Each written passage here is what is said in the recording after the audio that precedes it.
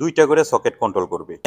C63 একটা নতুন DB ইউনিটের জন্য। এখানে দেখেন কেবল আছে 1.5, 2.5, 4 mm।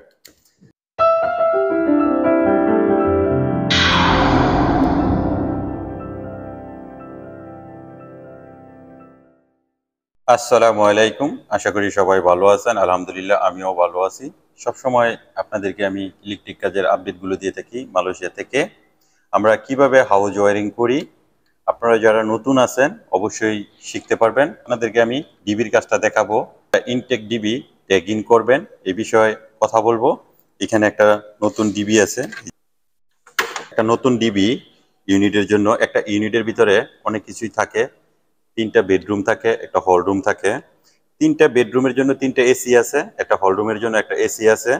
এর জন্য এটা 4টা এসি লোড নিবে এবং 16টা সকেট, 2টা ওয়াটার হিটার, 30টা লাইট এই ডিবি এ লোড নিবে। তো এটা একটা ইউনিটের ডিবি। এখানে দেখেন কেবল আছে 1.5, এটা কি প্রযোজ্য 2.5 এবং 4 mm। আমি শুধু কালারগুলোই নিলাম।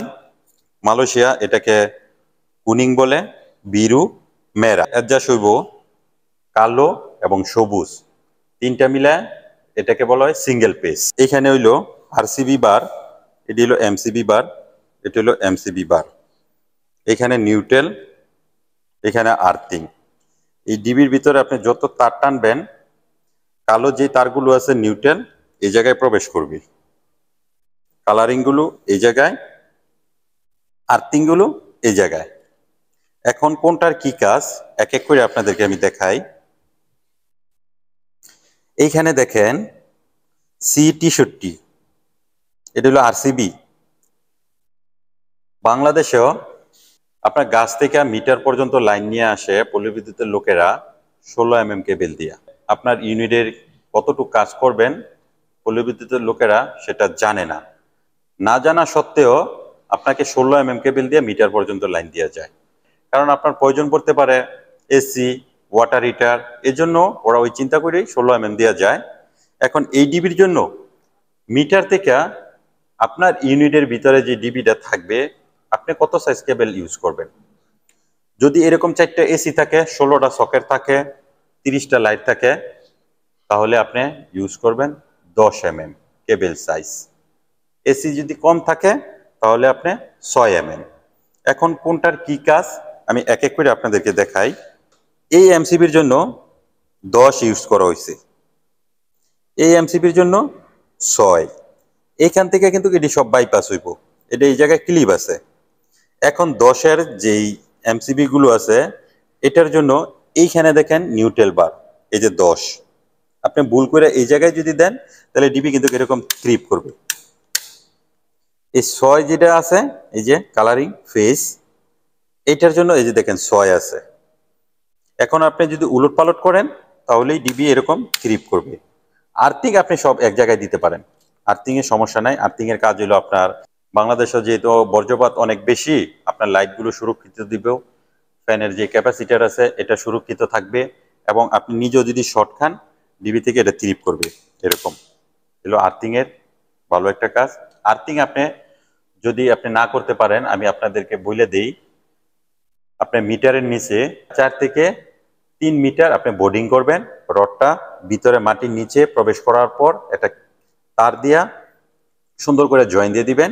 এই তারটাই আপনি এই ডিবির এই জায়গায় প্রবেশ করাই দিবেন, তাহলে আপনার পুরো রুমের মধ্যে আর্থিং থাকবে। এখন দেখেন 1.5 কেবল এমসিবি হলো 6, 1টা 2টা 3টা 4টা 5টা। একটা ইউনিটের ভিতরে 3টা বেডরুম, একটা হল রুম আছে, একটা বেল আছে। 6 এমসিবি দিয়া আপনি 10টা লাইট অন করতে পারবেন। সাথে যদি যোগ করেন সিলিং ফ্যান তাহলে আপনি 2টা সিলিং ফ্যান, 4টা লাইট অন করতে পারবেন। এখন 10 এমসিবিও আছে, 10 এমসিবি দিয়ে আপনি 10টা লাইট অন করতে পারবেন, 3টা সিলিং ফ্যান, 4টা লাইট অন করতে পারবেন। C16 এমসিবি, এক একটা এমসিবি এ 2টা করে সকেট কন্ট্রোল করবে। এখানে কতটি আছে 1 2 3 4 5 6 7 8, 16টা সকেট এই এমসিবি এ কন্ট্রোল করবে। লোড হইলো আপনার 2টা, এগুলো ইন্টারন্যাশনাল লো, টিভিটা একদম সেটিং করা। এইখানে দেখেন C20 আপনার এসির জন্য কেবল সাইজ কত 4 mm, সকেটের জন্য 2.5। কয়টা এসি আছে? এইখানে দুইটা আছে, এইখানে দুইটা আছে। 25 যেটা দেখতেছেন এটা হলো আপনার ওয়াটার হিটারের জন্য।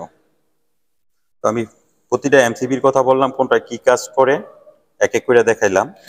এখন আপনি নিচে দেখেন এইখানে C63, এটার জন্য আপনি মিটার থেকে নিয়ে আসবেন 10 mm কিবা 6 mm। এসি না থাকলে আপনি 4 mm দিয়েও করাইতে পারেন, সমস্যা হইব না। তবে আপনি 6 এর নিচে কেবল দিয়েন না।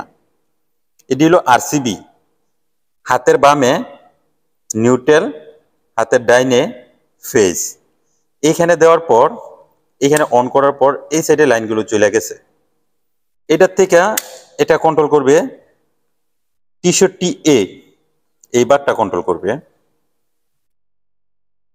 এটার থেকে এটা ছোট হইছে 40A, এটাই কন্ট্রোল করবে এই এমসিবি গুলো।